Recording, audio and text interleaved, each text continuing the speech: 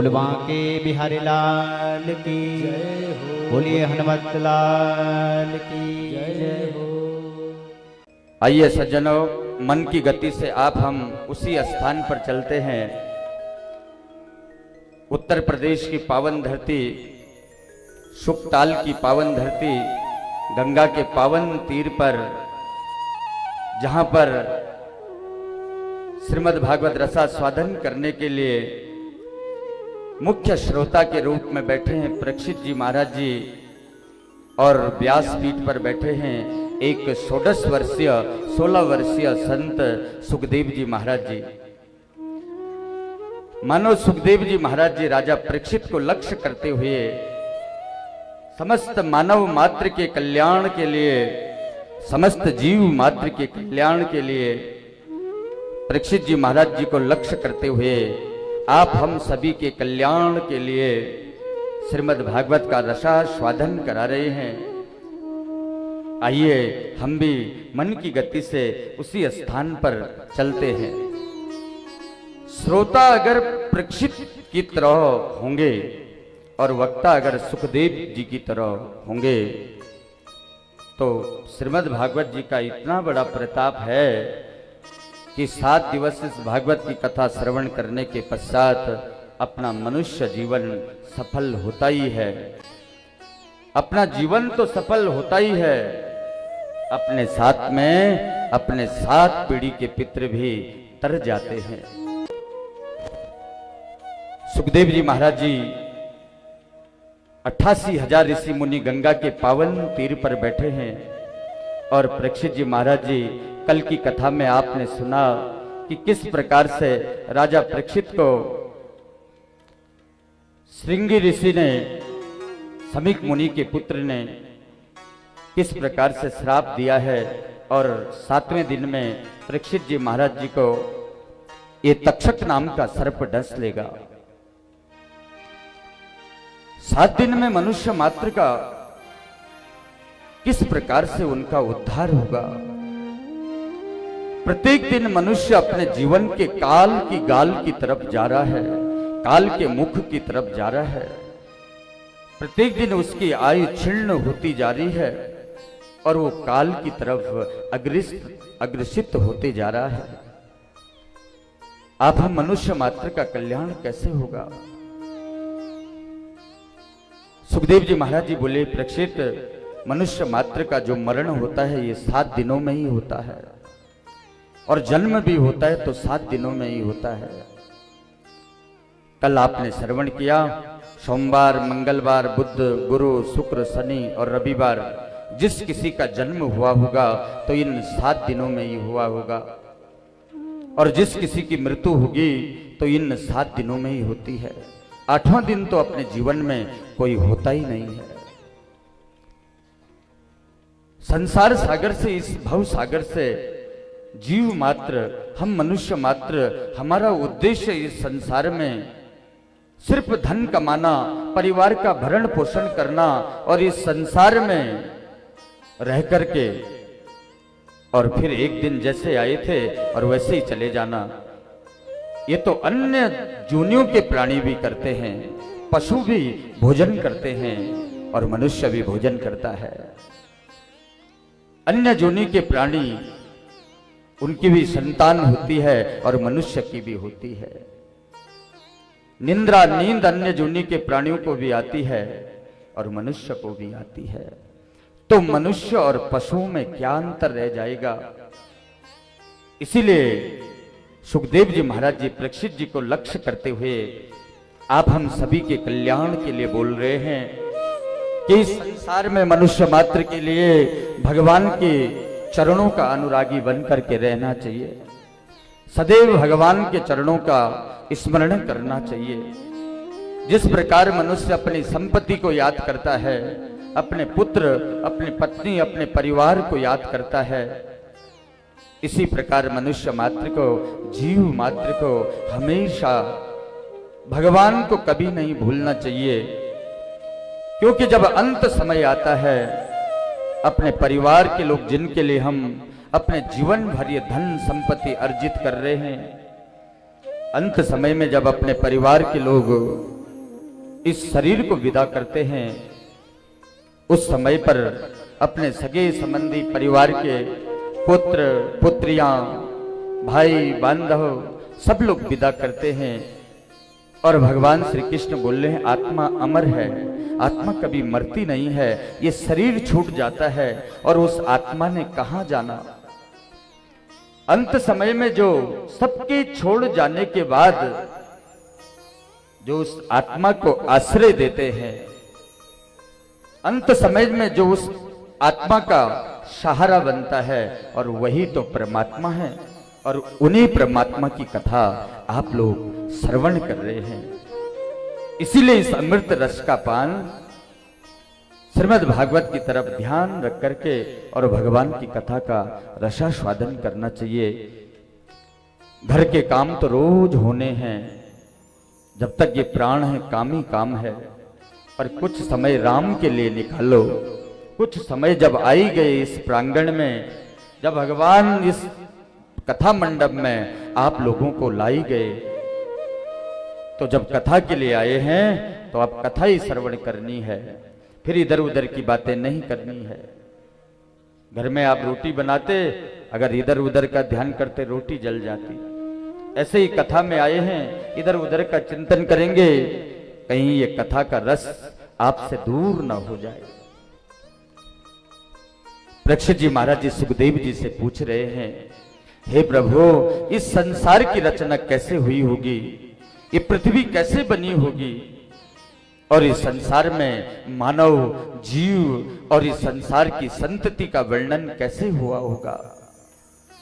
ये विशाल संसार में ये मनुष्य जीव जंतु कैसे प्रकट हुए होंगे, कैसे ऋषि मुनि प्रकट हुए होंगे, कैसा ये संसार में ये संसार पहले क्या था, इस संसार में सबसे पहले किसकी उत्पत्ति हुई होगी। सुखदेव जी महाराज जी बोले, हे परीक्षित, तुमने बहुत सुंदर प्रश्न किया। जो प्रश्न तुम मेरे से कर रहे हो, यही प्रश्न देव ऋषि नारद जी ने अपने परम पिता ब्रह्मा जी से किया। पूछने लगे, हे परम पिता ब्रह्मा जी, इस संसार में सिर्फ आप ही हैं जो ये जगत की और ये पूरी सृष्टि की संरचना कर रहे हैं। तब ब्रह्मा जी ने कहा, नहीं नहीं नारद, इस संसार में जो ब्रह्म इस संसार को चला रहे हैं, हे मेरा पुत्र नारद, इस संसार को चलाने वाला इस परमात्मा जो भगवान नारायण है, वही इस सृष्टि का संपूर्ण, उन्हीं ने पहले इस संसार को, इस सृष्टि की रचना करी। कि नारायणं परम वेदा देवा नारायणो गजा, नारायण परम लोको नारायण परम मखा, नारायण परम योगो नारायण परम तपः, नारायण परम ज्ञानम नारायणम परम गति। बोलते हैं मेरा पुत्र नारद ब्रह्मा जी बोल रहे हैं, इस सृष्टि के विस्तार में सर्वप्रथम भगवान नारायण ने ही इस संसार का विस्तार किया है। एको हम बहुश्यामी, जब भगवान की इच्छा हुई मैं एक से अधिक हो जाऊं, एको हम बहुश्यामी, एक से अधिक होने की जब इच्छा उनकी हुई, तो भगवान सर्वप्रथम बोलते ये पूरी सृष्टि जो थी ये पूरे जलमग्न थी, जल से जलमग्न पूरी पृथ्वी थी। इस सृष्टि में कुछ नहीं था। ब्रह्मा जी बोले हैं, नारद जी, परम पिता नारायण ने ये बात मुझे कही कि जब ये सृष्टि नहीं थी तब भी मैं था, जब ये सृष्टि है तब भी मैं हूं, और जब ये सृष्टि नहीं रहेगी तब भी मैं रहने वाला हूं। इस संसार का जो हेतु है, कारण है, जो इस संसार की जड़ है, बोलते ये मेरे परम पिता ब्रह्मा जी बोले, नारद हे मेरा पुत्र, ये परम पिता नारायण है। जब नारायण की इच्छा एक से अधिक होने की हुई, तो उस जलमग्न पृथ्वी में एक बेर के समान आकृति, एक अंडे के समान आकृति कई हजारों वर्ष तक ये बेर के समान एक आकृति इस पृथ्वी में पड़ी रही, इस सृष्टि में पड़ी रही। हजारों वर्ष के पश्चात उस बेर के समान आकृति के अंदर से, उस अंडे के अंदर से एक जीव उत्पन्न हुए और वो ब्रह्म प्रताप भगवान श्री विराट भगवान की उत्पत्ति हुई। बोलो श्री विराट भगवान की जय। सहर्ष सिरखा पुरखा, जिनके हजारों हाथ है, जिनके हजारों हाथ हैं, जिनके हजारों मुख हैं, जिनके हजारों नेत्र हैं और हजारों हाथ, हजारों नेत्र, सहस्त्र मुख हैं, सहस्त्र हाथ हैं, सहस्त्र पांव हैं और उस विराट भगवान के नाभि से एक कमल का पुष्प उत्पन्न हुआ। उस कमल के पुष्प से ब्रह्मा जी की उत्पत्ति हुई। जब ब्रह्मा की उत्पत्ति हुई तो ब्रह्मा जी ने देखा मैं कौन हूं, मैं कहां से प्रकट हुआ। ब्रह्मा जी ने जब अपने चारों तरफ देखा तो उसी दिन से ब्रह्मा जी चतुर्मुख ब्रह्मा हो गए। बोलो ब्रह्मा जी भगवान की जय। और चतुर्मुख ब्रह्मा ने जब इधर उधर देखा मैं कहां से आया, और उन कमल की तंतों में, उन कमल की पंखुड़ियों में ब्रह्मा जी कई हजारों वर्ष तक घूमते रहे। इतना विशाल था वह कमल का पुष्प। जब ब्रह्मा जी की इच्छा हुई ये कमल की उत्पत्ति कहां से हुई है, जब ब्रह्मा उस कमल के तंतु को ढूंढने के लिए आए, ये कमल का तंतु कहां से प्रकट हुआ है। कई हजारों वर्ष हो जाने के बाद भी ब्रह्मा जी उस कमल का पता नहीं लगा पाए कि वो कमल कहां से उत्पन्न है और उस कमल का जड़ कहां है। कई वर्ष बीत जाने के बाद भी जब ब्रह्मा जी को मालूम नहीं पड़ा तो ब्रह्मा जी ने दो शब्द सुने, आकाशवाणी हुई, तप करो। जब दो शब्द मिले तो ब्रह्मा जी उसी कमल पे के पुष्प पर बैठ करके, जब उस कमल कहां से उत्पन्न है उस जगह का पता नहीं लगा पाए, इतना विशाल वो कमल का तंतु, और तप करने लग गए। जब कई वर्ष तपस्या किया ब्रह्मा जी ने, और तपस्या के पश्चात में ब्रह्मा जी को भगवान नारायण के दर्शन हुए। बोलो श्री लक्ष्मी नारायण भगवान की जय। और जब नारायण के दर्शन हुए, ब्रह्मा जी बोलते हैं परम पिता, आपने मेरी उत्पत्ति सृष्टि में करी है, मुझे ऐसा अनुभव हो रहा है। भगवान नारायण बोलते हैं तुम ये देखना चाहते थे कि मेरी उत्पत्ति कहां से हुई है। हे ब्रह्मा, आप मेरे नाभि से इस कमल की उत्पत्ति हुई और कमल से आपकी उत्पत्ति हुई है। ब्रह्मा जी बोलते हैं आपने मेरी उत्पत्ति क्यों करी होगी नारायण। भगवान नारायण बोलते हैं हे ब्रह्मा जी, तुम इस सृष्टि का विस्तार करो और इस सृष्टि का सर्जन करो और इस सृष्टि में मानव धर्म, जीव और इस सृष्टि का विस्तार करो। ब्रह्मा जी बोलते हैं नारायण, कहीं आपने मुझे इतनी बड़ी उपाधि दे दी, कहीं मुझे अभिमान तो नहीं आएगा। भगवान नारायण बोलते हैं ब्रह्मा, तुम्हारी उत्पत्ति मेरी नाभि से हुई है, इसलिए तुमको अभिमान नहीं आ सकता और तुम संसार का सर्जन करो और इस पृथ्वी का, इस संसार का, यहां पर इस सृष्टि का विस्तार करो। और भगवान नारायण ब्रह्मा जी को आदेश दे करके अंतर ध्यान हो गए। बोलो जय श्री कृष्णा। श्रोताओं को जय श्री कृष्ण बोलना ही पड़ता है बीच बीच में।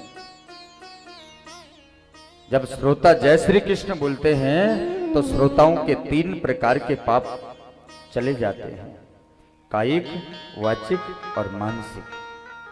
एक संत ने पूछा ये पाप कहां जाते हैं? तो उस संत ने कहा जो जय श्री कृष्ण नहीं बोलते उनके माथे पे आकर के बैठ जाता ये पाप।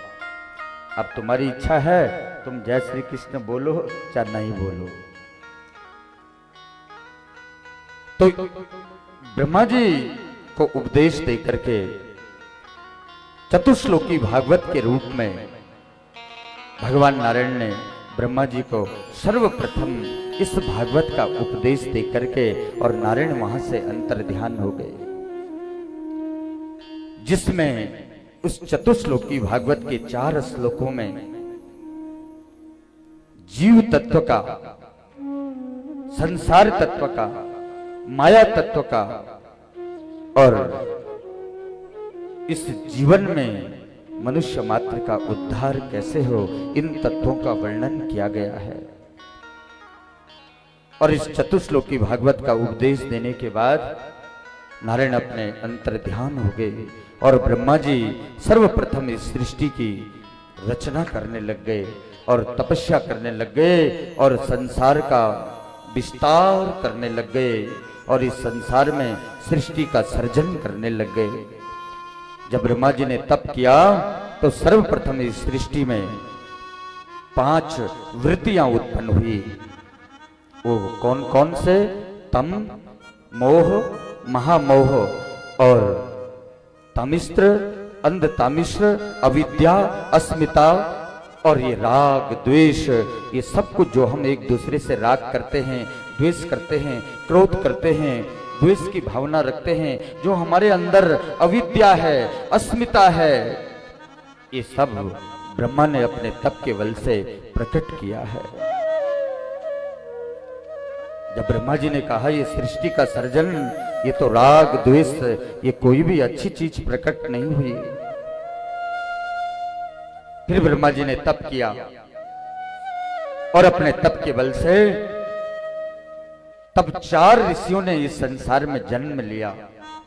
वो 4 ऋषि कौन थे? शनक, सनंदन, सनातन और सनत कुमार।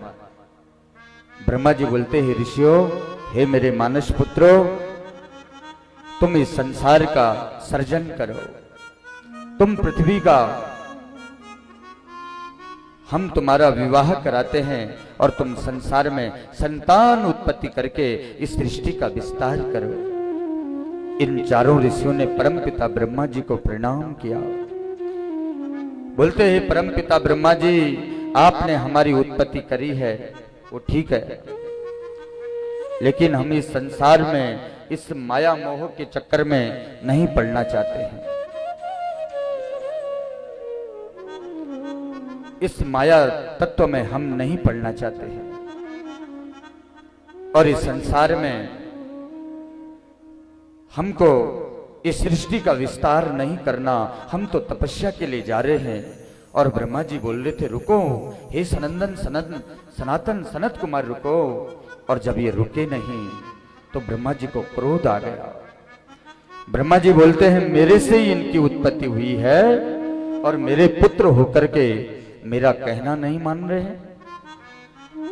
सुखदेव जी महाराज जी बोले, परीक्षित, अगर संसार में किसी की संतान अगर किसी का कहना ना माने तो दुखी मत होना। अगर वो आपकी संतान आपके बोलने पे चल रही है तो ऐसा सोचना कि भगवान की मेरे ऊपर बहुत बड़ी कृपा है, क्योंकि संसार की पहली संतान ने भी अपने परम पिता ब्रह्मा जी का कहना नहीं माना।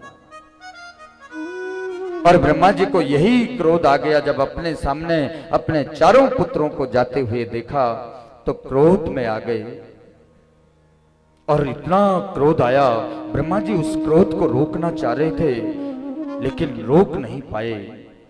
बहुत कोशिश की उस क्रोध को रोकने की, लेकिन ब्रह्मा जी की भ्रिकुटी से वह क्रोध बाहर आ गया और एक लोहित कुमार के रूप में, एक आकृति में, एक पुरुष के रूप में, और वह प्रकट हो गए और बोलते हैं, मेरी उत्पत्ति क्यों हुई, मैं कौन हूं, मेरा नाम क्या है और मेरी उत्पत्ति आपने किस काम के लिए किया है। ब्रह्मा जी बोलते हैं, तुम जन्म लेते ही रोने लग गए, इसीलिए तुम्हारा नाम होगा रोदनाथ रुद्र। और रोदनाथ रुद्र के साथ साथ तुम्हारा जो और नाम होंगे, ये मन्यो, मनु, महिनश, महान, शिव, ऋतुवज और उग्ररेता, भव, काल और वामदेव और धृतव्रत, ये भी आपके नाम होंगे। ब्रह्मा की भ्रिकुटी से जो उत्पन्न हुए, उन्हीं का नाम तो रुद्र है। बोल शंकर भगवान की जय। बोलते हैं शंकर भगवान, बोलते हैं, बोलो ब्रह्मा जी, आपने मुझे रुद्र बोल दिया, रुद्रनाथ रुद्र, मैं क्या करूं। ब्रह्मा जी बोलते हैं, तुम 11 रुद्राणी के साथ में मिल करके इस संसार का सर्जन करो। धी, वृति, उष्णा, उमा, न्युति, सर्पी, इला और अंबिका, इरावती, सुधा, दीक्षा, इन 11 रुद्राणियों के साथ मिलकर के इस पृथ्वी का सर्जन करो। भगवान शंकर ने इस सृष्टि में जब सृष्टि का सर्जन करने लगे तो भूत, प्रेत, मसान, इन चीजों की उत्पत्ति कर दी। अरे ब्रह्मा जी ने देखा, इससे क्या कर रहे हैं, और इन्होंने तो, मैंने तो संसार के सर्जन करने के लिए बोला और ये तो भूत प्रेतों की सृष्टि करने लग गए। ब्रह्मा जी बोलते हैं, अलम प्रजा सृष्टि पे, बंद करो ये सृष्टि करना। बोलते मैं क्या करूं, शिव जी बोलते मैं क्या करूं। फिर ब्रह्मा बोलते हैं, तप अतिष्ठ भद्रम ते सर्वभूत सुखा वहम, समस्त जगत के सुख के लिए आप हिमालय में जाओ और तपस्या करो। भगवान भोलेनाथ जी अपने 11 रुद्राणी के साथ में हिमालय की पावन धरती पर पहुंच गए और जगत कल्याण के लिए तपस्या करने लग गए।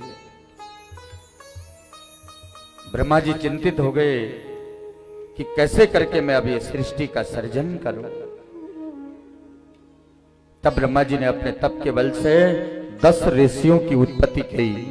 अंगिरा, पुलिस्तः, पुलह, कृतु, भृगु, वशिष्ठ, दक्ष और नारद, इन 10 पुत्रों की उत्पत्ति करी। इन 10 पुत्रों में भी किसी ने ब्रह्मचार्य जीवन पालन करने का संकल्प ले लिया और किसी ने कहा कि हम, हाँ परमपिता, हम आपका जो आदेश है हम संसार का सर्जन करते हैं। जब ब्रह्मा जी ने देखा कि फिर भी इस सृष्टि का विस्तार नहीं हो रहा है, तब ब्रह्मा जी ने अपने दाहिने हाथ से एक पुरुष को उत्पन्न किया। उस पुरुष का नाम था, बोलो मनु महाराज की जय। और बाएं हाथ से एक स्त्री को उत्पन्न किया। उस स्त्री का नाम था, बोलो शत्रुपा देवी की जय। संसार के पहले मानव हैं, पहले मनुष्य हैं मनु महाराज जी, स्वयंभू मनु महाराज। और पहली स्त्री है इस संसार की शत्रुपा देवी। मनु महाराज जी ने ब्रह्मा जी को प्रणाम किया। बोलते ही परमपिता कि त्वमेकं सर्वभूतानां जन्मकृत वृद्धित पिता। हे परमपिता, तुम ये जगत के, इस सृष्टि के रचयिता हैं। बताओ हे ब्रह्मा जी, हमारा जन्म इस संसार में, हम ये देवी और मेरा जन्म इस संसार में आपने क्यों किया है। ब्रह्मा जी बोलते हैं, मनु महाराज, ये देवी शत्रुपा आपकी पत्नी है। आप संसार में सुंदर सुंदर यज्ञ करके देवताओं की अर्चना करके इस संसार में संतान उत्पत्ति करो और इस संसार का विस्तार करो और अपने जैसे गुणवान संतान और इस पृथ्वी में इस सृष्टि का विस्तार कराओ। मनु महाराज जी बोलते हैं, हे प्रभु जो आज्ञा हो आपकी। फिर मनु महाराज जी बोलते हैं, प्रभु ब्रह्मा जी आप तो बोल रहे हैं संसार का विस्तार करो, पर इस संसार का विस्तार के लिए संसार में तो पृथ्वी है ही नहीं, हमारी संतान कहां रहेगी। बोलते जो ब्रह्मा ने जो सृष्टि रची थी नारायण ने, ये पृथ्वी तो दैत्य लोग रसातल पर ले गए हैं और संसार में तो पृथ्वी नहीं है। बोलते मैं संसार की संरचना कैसे करूं और संतान को रहने के लिए पृथ्वी तो चाहिए। परीक्षित जी महाराज जी पूछ रहे हैं सुखदेव जी से, बोलते प्रभु इस पृथ्वी को कौन लेकर के गया रसातल पे।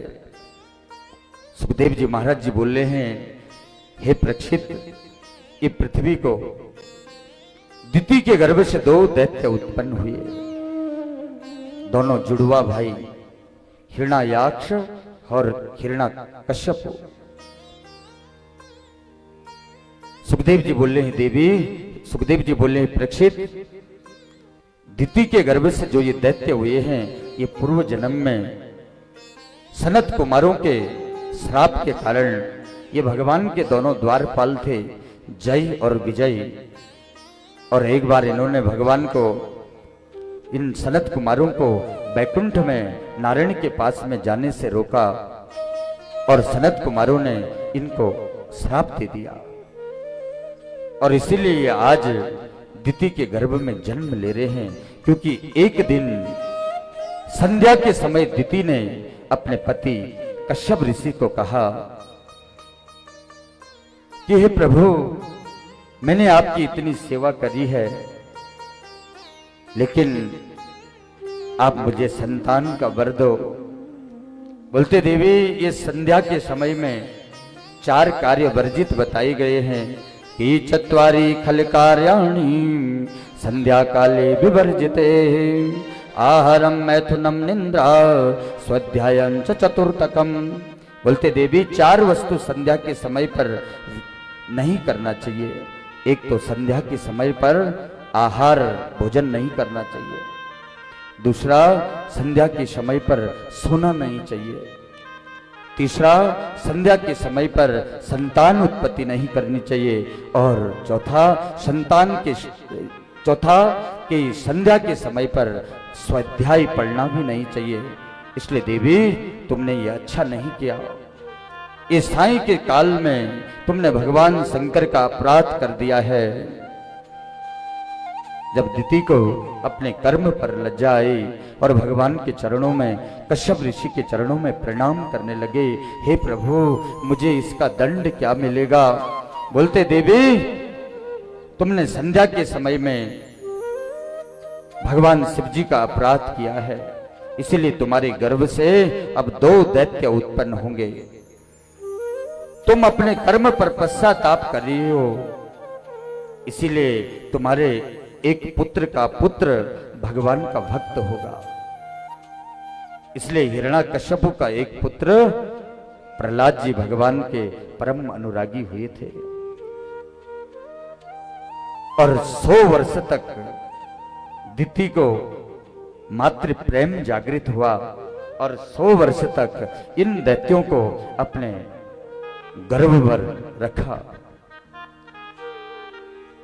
100 वर्ष के पश्चात जब इनको जन्म दिया तो ये तो विशाल शरीर के हो गए और संसार में बोलते हैं हमारे साथ युद्ध करने वाला कौन होगा।